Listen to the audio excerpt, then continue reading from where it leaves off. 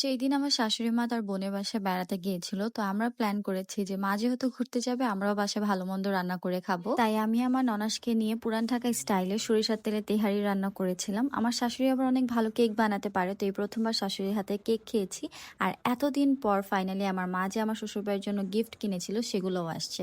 So আসসালামু আলাইকুম। কেমন আছো তোমরা সবাই? আশা করছি সবাই অনেক বেশি ভালো আছো, সুস্থ আছো। আমরাও আল্লাহর রহমতে আলহামদুলিল্লাহ ভালো আছি। তো আবার চলে আসলাম তোমাদের সাথে একটা ভিডিও নিয়ে। আর অনেকদিন পর মনে হয় আমি এরকম প্রায় ৬ মিনিটের একটা ভিডিও নিয়ে আসছি।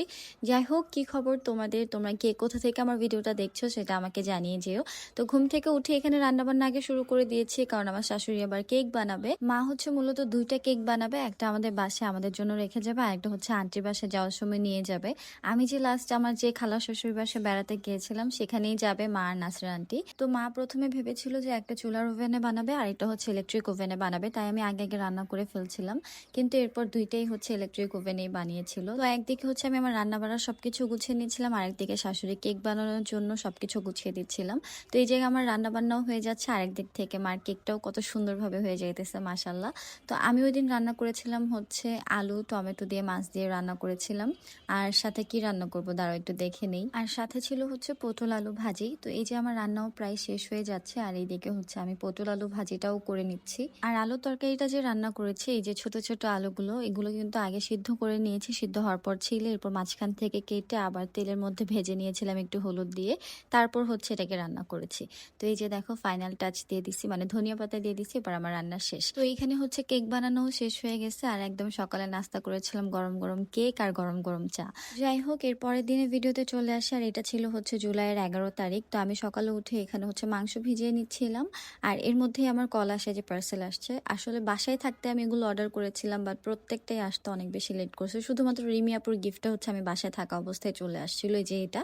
আর ওখানে হচ্ছে স্কাই কালারটা আমার শাশুড়ির আর ব্ল্যাক কালারটা আমার ননদের। আমি পার্সেলটা চেক করে নিচ্ছিলাম। তো এরপরে হচ্ছে এখানে নাস্তা করছিলাম আব্বুর আমার শাশুড়ি কেক আর চা দিয়ে। রিয়াদকে জিজ্ঞাসা করলাম কি খাবা, ও বললো বিরিয়ানি খাবে। তাই আমি ভাবলাম যে যেহেতু আমি ঢাকার মানুষ আর মাংসটাও ঢাকা থেকে আসে, তো পুরান ঢাকার স্টাইলে তেহারি রান্না করি। তো নাস্তাটা খেয়ে মাংস কেটে ধুয়ে একদম রান্না বসায় দিছিলাম। আমি শুরু করেছি আর আমার ননা শেষে একদম ফিনিশিং করেছে।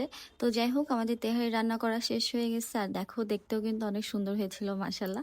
আর প্রথমবার এটা তেহারি রান্না করেছি। এর আগে আমি বিরিয়ানি রান্না করেছি, বাট তেহারি কখনোই রান্না করি নাই। তো এরপর আমরা লাঞ্চ করে নিলাম সবাই একসাথে, আর এখানে আমি একটু শুয়েছিলাম। এরপর দেখে আইজা আমাকে হচ্ছে চকলেট খাওয়াইতে চলে আসছিল। আর তেহারি রান্নার জন্য মাংসটা যখন কষাচ্ছিলাম তখন দেখতে এত সুন্দর লাগতেছিল, বাট সেগুলোর আর কোনো ভিডিও করা হয়নি। আসলে করতেও ইচ্ছা করতেছিল না, আবার মনেও ছিল না। যাই হোক, আমরা আবার পরের দিনে ভিডিওতে চলে আসছি। ঘুম থেকে উঠে রান্না শুরু করে দিয়েছিলাম, আর পাশ দিয়ে হচ্ছে আমি চাও বসায় দিছি। এই দিন যেহেতু ঘুম থেকে একটু লেট করে উঠেছি, তাই আগেই রান্নাটা বসায় দিছিলাম। তো এদিকে আমি হচ্ছে ডাল রান্না করব।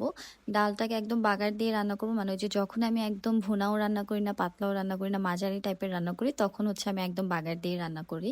তো যাই হোক, আমার ডাল রান্না করা শেষ। এখন হচ্ছে আমি মাংসটা বসাবো। তো মাংসগুলো কেটে সুন্দরভাবে ধুয়ে নিছি। আর এখন হচ্ছে আমি একটা কড়াইয়ের মধ্যে আগে হচ্ছে গরম মশলাগুলো দিয়ে দিছি, মানে তেজপাতা, দারচিনি, লং, এলাচ এগুলো দিয়ে। এরপর হচ্ছে পেঁয়াজ দিয়ে দিছি। ও আর সাথে আমি একটা শুকনা মরিচও দিয়েছিলাম। তো এরপর হচ্ছে পেঁয়াজটা যখন ব্রাউন হয়ে আসছে, আদা বাটা, রসুন বাটা এগুলো দিয়ে দিয়েছিলাম। আমি আবার আলাদা করে হচ্ছে পেঁয়াজ আর কাঁচামরিচ ব্লেন্ড করে নিয়েছিলাম, সেটাও দিয়ে দিয়েছি। এখন হচ্ছে আমি বাটা মশলাগুলোকে ভালো মতো ভেজে নিব। এরপর হচ্ছে একটু পানি দিয়ে দিয়েছি, এখন গুঁড়া মশলাগুলো দিয়ে দিব। তো প্রথমেই দিয়েছি মরিচের গুঁড়া, একটু বেশি পরিমাণেরই দিয়েছি কারণ লাল লাল করতে চাচ্ছিলাম। এরপর দিয়েছি হলুদের গুঁড়া, ধনিয়া গুঁড়া, জিরা গুঁড়া। এটা হচ্ছে আমার শাশুড়ির স্পেশাল মশলা। আর যেটা আমি হাত দিয়ে দিলাম, এটা হচ্ছে আমি আগের দিন ব্লেন্ড করেছিলাম, মানে তেহারি রান্নার জন্য, সেটাও একটু দিয়ে দিয়েছি। আর সাথে হচ্ছে গোলমরিচের গুঁড়াও দিয়ে দিয়েছিলাম। তো এখন আমি মশলাগুলোকে খুব সুন্দর মতো কষিয়ে নিব। আর এই টাইমটাতে না মশলাগুলো দেখতে আমার খুবই ভালো লাগে, মানে যে কোনো রান্নাতে কষানোর যে পার্টটা, এটা আমার খুবই পছন্দ। তো যাই হোক, আমার মশলা কষানো হয়ে গেছে, মশলা থেকে তেল চলে আসছে। এখন হচ্ছে আমি মাংসগুলোকে দিয়ে দিব। মাংস দিয়েও বেশ অনেকক্ষণ কষাইছি, মানে যেহেতু গরুর মাংস হইতে একটু সময় লাগে, তো অনেকক্ষণ কষানোর পর এরপর হচ্ছে আমি গরম পানি দিয়ে দিয়েছিলাম। তো এরপর হচ্ছে কাঁচামরিচ দিয়ে দিয়েছি, এরপরে আরো কাঁচামরিচ দিয়েছিলাম কারণ যেহেতু আমি একটু ঝাল ঝাল খেতে চাচ্ছিলাম। এখন হচ্ছে আমি মাংসটাকে বাগার দিব। তো এর জন্য আমি একটা ছোট্ট কড়াইয়ের মধ্যে পেঁয়াজ কুচি, রসুন কুচি আর শুকনা মরিচ ভালো মতো ভেজে নিচ্ছিলাম। সেটা হচ্ছে এখন মাংসতে দিয়ে দিয়েছি। এরপর একটু ডালও দিয়ে দিয়েছি, যদিও ডালে আগেই আমি বাগার দিয়ে রান্না করেছিলাম। যাই হোক, তোমাদের তো আর খাওয়াইতে পারবো না, সো তোমরা দেখে আমাকে জানাও যে তরকারিটা দেখতে কেমন হয়েছে। তো এরপর হচ্ছে সন্ধ্যাবেলা আবার রিমিয়া আমাদেরকে নাস্তাটা বানিয়ে দিয়েছিল, সেটা খেলাম। এরপর স্টুডেন্ট পড়ালাম।